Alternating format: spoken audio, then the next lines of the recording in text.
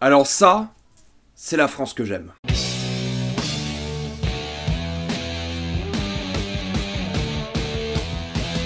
Edmond. Comme d'habitude, j'ai quand même indiqué dans le titre de la vidéo, il n'y aura pas de spoiler parce que là vous êtes tranquille, après on va tout spoiler. Alors je vous avouerai que Edmond, j'étais pas trop emballé, les bandes annonces m'avaient pas trop chauffé à aller voir le film parce que, je sais pas, ça avait l'air d'être un hommage assez pompeux à Cyrano de Bergerac. Mais mes collègues Mr. Clapman, Critique Masqué, David Filmtalker me l'ont conseillé, du coup je suis allé le voir. Et putain que c'était bien quand même, hein. Edmond, c'est l'histoire de Edmond Rostand qui est l'auteur de Cyrano de Bergerac et on va suivre son processus d'écriture de la pièce. Et la première de la pièce en 1895 ou 97 je crois, on est plongé dans le Paris du 19e siècle et ça se voit, ça se ressent et ça sème. Je dis ça parce que Edmond c'est l'un des plus beaux hommages et l'un des films les plus efficaces que j'ai vu par rapport à la culture française et par rapport à l'amour de la France. Plus particulièrement l'amour de Paris, mais plus généralement l'amour de la France et principalement de la culture française et du théâtre. Ça se ressent un peu partout, que ce soit les acteurs qui ont une présence très théâtrale, et je parle pas que des moments où ils jouent dans la pièce de théâtre, entre guillemets pour le cinéma ils surjouent, mais pour le théâtre ça va. Du coup vu que c'est fait de manière théâtrale un peu, ça va, le jeu d'acteur est vraiment bien et efficace, et c'est d'ailleurs je pense la chose la plus efficace par rapport au film, c'est les acteurs, et le dialogue, et la mise en scène, et la photographie, et les idées de scénario, bref, tout est bien. C'est le genre de film où genre tout est vraiment bien foutu, et c'est difficile de y trouver certains défauts, parce que tout est assez monotone dans la perfection du truc, et c'est bien, c'est vraiment bien de faire ça comme ça, de faire des bons films, c'est bien, ça arrive pas souvent. Déjà, t'es vraiment bien plongé dans la ville de Paris dès le début, même si on passe pas beaucoup de temps à l'extérieur, on aura beaucoup de plans de monuments en construction, comme le Sacré-Cœur, ou juste beaucoup de plans de monuments d'époque, qui représentent bien la ville de Paris. On est dans des cafés, dans des maisons closes, dans des pièces de théâtre, et ça respire vraiment l'amour de la ville, et l'amour de l'époque, en fait, tout simplement. Du coup, juste du point de vue des décors, que ce soit au sein du théâtre en lui-même, ou que ce soit en dehors du théâtre, ça a l'air complètement de correspondre à l'époque, et c'est vraiment bien représenté. Et tout a l'air palpable, au fait, t'as pas l'impression peut-être certains... Enfin, c'est obligé que certains plans aient été faits en effets spéciaux, et tu les ressens un peu, parce que tout le reste, t'as l'impression que tu peux le toucher, et c'est ça qui est vraiment bien. C'est que c'est des vrais décors avec des vrais gens dedans qui interagissent avec le décor, et ils ont une vraie présence à l'écran, et c'est ça qui est bien. Parce que l'une des grandes forces de ce film, c'est le jeu d'acteur, c'est ça qui est vraiment impressionnant. Vu que c'est joué un peu de manière théâtrale, tous les acteurs vont être pleins d'énergie, ils vont avoir énormément de charisme, ils vont parler avec un vieux français, un français du fin du 19e siècle en tout cas, genre d'époque où tu répondais par plaît-il, mais sérieusement, sans être sarcastique. Quelqu'un de 29 ans va pas dire plaît-il maintenant, enfin, sauf parce qu'il veut faire son pompeux intellectuel, mais sinon il va pas le dire. Et c'est tellement fluide dans le dialogue que ça rend un film extrêmement satisfaisant. En fait, tous les dialogues sont tellement beaux à écouter, tellement plaisants à l'oreille, toutes les interactions deviennent super dynamiques parce qu'il parle dans ce entre guillemets vieux français, et du coup t'as un film qui va tracer sa route pendant 2 heures et tu vas pas le voir passer parce que les dialogues sont tellement divertissants que le film va finir en 15 minutes. C'est une histoire très dense et ça passe comme ça parce que t'as pas le temps de te concentrer sur autre chose que les dialogues. Parce que t'aimes les écouter, c'est vraiment satisfaisant, ton oreille aime bien, et tout le film devient satisfaisant grâce à ça. Grâce à ça et au jeu des acteurs, que ce soit Edmond, Coquelin, Christian, Jeanne, Maria, enfin sont tous formidables dans le rôle, ils ont une vraie présence, ils ont un vrai charisme et de l'énergie et c'est génial. Et j'adore leurs interactions, le jeu d'acteur est tip top. Il est juste parfait, dans le sens où tous les acteurs représentent exactement ce qu'ils devraient représenter. Donc au niveau des dialogues, de l'énergie, des acteurs, il y a une vraie présence, une vraie chaleur qui émane du film et une vraie palpabilité des décors et des interactions entre les personnes, et c'est ça qui fait vraiment la force du film. Ça et la manière dont il arrive à avoir plusieurs, on va dire, réalités en le film lui-même et par rapport à l'histoire. Dans le sens où tu prends l'histoire de Edmond Rostand, tu vas essayer de le faire écrire Cyrano de Bergerac, et ce qui va être vraiment intéressant, c'est que lui va vivre des événements qui vont l'inspirer à écrire Cyrano de Bergerac. Du coup, t'auras la réalité de Edmond Rostand et la réalité de Cyrano de Bergerac. Mais vu que toi, en tant que spectateur lambda, tu as une réalité supplémentaire, t'as la réalité elle-même. Toi, tu sais que Cyrano de Bergerac, c'est la pièce de théâtre la plus jouée de l'histoire de France. Tu sais que c'est la pièce de théâtre la plus connue dans le monde entier, et c'est vraiment le bastion du théâtre français. Donc, il y a un parallèle assez intéressant qui se développe entre ce qu'on sait, nous, de Cyrano de Bergerac et de Edmond Rostand. Enfin, Edmond Rostand, moi, j'y connaissais pas trop avant de voir le film, et même en voyant le film, j'y connais pas trop, parce que le film se concentre vraiment sur la pièce de théâtre et sur Cyrano de Bergerac. Mais en sachant Cyrano de Bergerac, en connaissant l'histoire, parce qu'on l'a tous lu, que ce soit au collège ou au lycée, enfin, où on l'a tous vu en pièce, c'est l'une des histoires les plus connues, et même si vous pensez pas que vous connaissez, vous allez voir le film et vous allez vous rappeler. Donc il y a ce vrai parallèle qui se crée entre notre réalité à nous, la réalité du personnage de Edmond dans le film, et la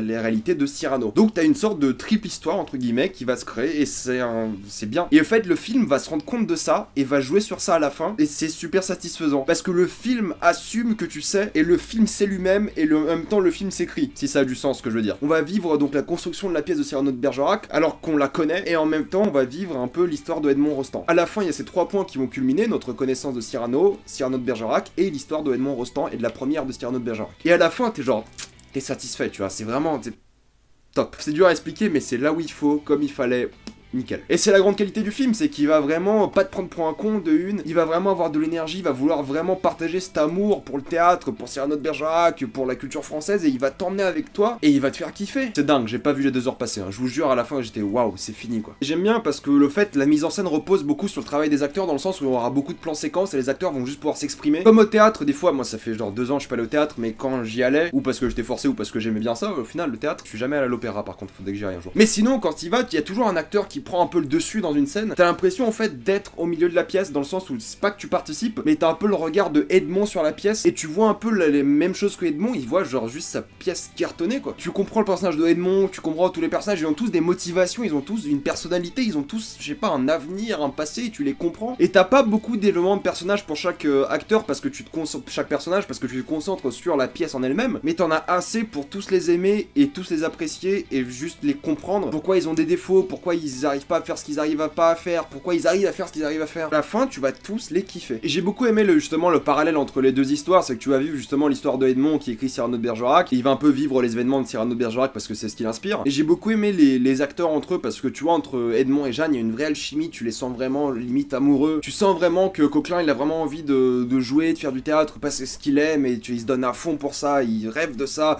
et tu vois qu'il a vraiment une personnalité débordante. Pareil, le personnage de Maria, il est super attachant parce que bon, elle est un peu capricieuse, elle fait un peu sa diva, mais même pareil, tu la comprends et tu t'y attaches étonnamment. Le personnage d'Honoré aussi, il est super charismatique. Enfin, ils ont tous une vraie présence à l'écran et t'y crois. T'as aussi un caméo d'Anton Tchekhov dans le film pour aucune raison, mais il est là et c'est drôle. Anton Tchekhov, c'est celui qui a écrit Les Mouettes, je crois. Je crois que c'est Les Mouettes ou La Mouette, bref. Et c'est marrant parce que ce caméo-là, en fait, il donne l'impression que le monde existe. Il se résume pas à juste les décors de la pièce de théâtre, et il se résume pas au fait que peut-être le film n'avait pas assez d'argent, et le fait que le film ait justement la présence de quelqu'un comme Anton Tchekhov, ou qu'il aille dans plusieurs décors, que ce soit dans un bordel ou dans une pièce de théâtre ou dans les rues de Paris de l'époque, bah ça fait vivre un peu le film plus que juste une pièce de théâtre. Parce que c'est l'histoire d'une pièce de théâtre, mais c'est aussi l'histoire d'un homme. Et peut-être on se concentre pas assez sur l'homme, mais c'est pas grave parce que tu comprends son unique motivation, et tu comprends qu'il est un peu comme Cyrano, c'est qu'il est un peu partagé entre ces 2 femmes qu'il aime, entre le fait de vraiment réussir parce que le mec a fait que des fours et que des échecs toute sa vie, et tu t'y attaches à ça, et tu t'y attaches à tout le monde. C'est dur de critiquer un film qui a pas trop de défauts, c'est compliqué. Je sais pas trop ce que je peux dire de plus sur Edmond, c'est une énorme claque, c'est un film français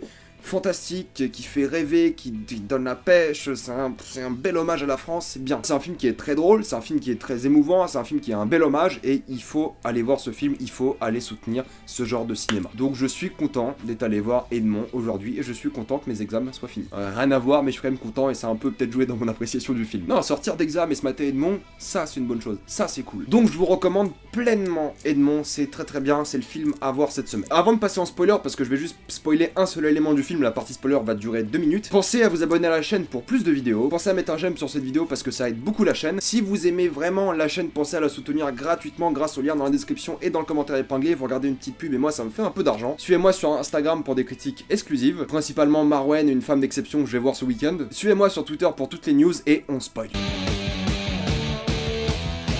C'est dur de spoiler parce qu'il n'y a pas grand chose à spoiler. Au final, j'ai juste envie de parler d'un élément de spoil, moi, qui m'a bluffé. Et c'est là que je disais que c'était le point culminant de toutes ces réalités. C'est le moment où la pièce de théâtre, donc du coup à la fin, où tout le monde est en train de jouer la pièce de théâtre, c'est une grande première, Edmond il est stressé, et t'y crois, et tu vois un peu stressé, il tremble et tout. C'est pour ça que je disais que la caméra c'est un peu le regard de Edmond, parce que tu vois à peu près ce qu'il voit pendant la pièce, t'entends ce qu'il entend, et c'est ça qui est drôle, c'est que la pièce c'est un climax incroyable. En plus, je crois que juste avant de passer la pièce, il passe Boléro, je crois, la musique classique. Bref, c'est un crescendo émotionnel, cette pièce était vraiment du point de vue de Edmond, et tu kiffes ça quoi. Mais le moment où la caméra plonge pour le dernier acte, et tu vois les décors, et ça devient un vrai décor, un décor réel, là je me suis dit que le film a compris qu'on connaît l'histoire, qu'on a compris d'où venait l'histoire de Edmond, et ce qui l'a inspiré à se faire Cyrano de Bergerac, et on connaît Cyrano. Et au fait, tu nous offres un truc assez incroyable, parce qu'il nous offre vraiment une plongée dans l'histoire là, dans le monde de Cyrano de Bergerac, tout en étant dans la pièce, tout en étant dans notre réalité à nous. Et c'était la chose à faire. Et au fait, quand le film prend cette envergure là, et tu vois la caméra monter vers l'arbre, tu vois que le décor a changé, tu vois le soleil, tu vois le ciel, tu dis le film a compris. Et il fait pas ça de manière pompeuse en mode on va m'attendre de raconter l'histoire de Cyrano, il s'en fout l'histoire de Cyrano, il te la raconte via l'histoire de Edmond. Et juste ce moment-là où le film te comprend et a compris ce qu'il était,